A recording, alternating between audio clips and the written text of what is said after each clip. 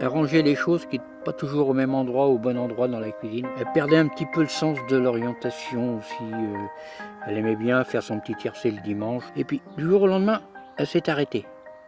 Mais brusquement, sans trop comprendre pourquoi. Enfin, moi, je n'avais pas trop compris pourquoi. Petites choses comme ça qui ont fait que, je me suis aperçu que, il y avait quand même quelque chose qui était un peu déréglé, quoi, on va dire. Comment aider les familles, notamment lorsqu'elles ont des malades victimes de la maladie d'Alzheimer, c'est-à-dire qu'il convient d'aider non seulement les personnes âgées dépendantes, mais également les aidants. Je crois que c'est un enjeu de société. Au début, j'ai essayé de m'en sortir tout seul. Mais j'ai très vite compris que ça allait pas le faire.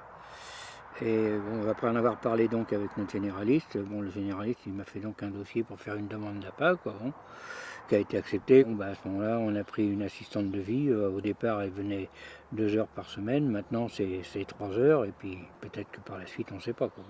L'APA, c'est une allocation personnalisée d'autonomie qui est financée par le Conseil général pour les personnes de plus de 60 ans qui vivent à domicile.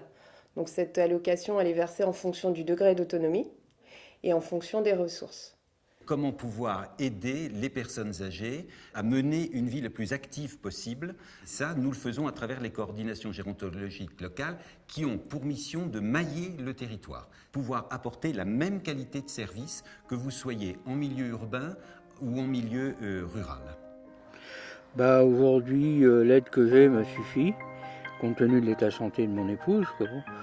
Il est certain que malheureusement, si ça évolue dans le mauvais sens, il y a des possibilités et qu'une aide supplémentaire est possible. Alors la grande priorité du Conseil général en faveur des personnes âgées est indéniablement, à mes yeux, le maintien à domicile, c'est-à-dire permettre à ces personnes de continuer à vivre dans le cadre qui a été le leur.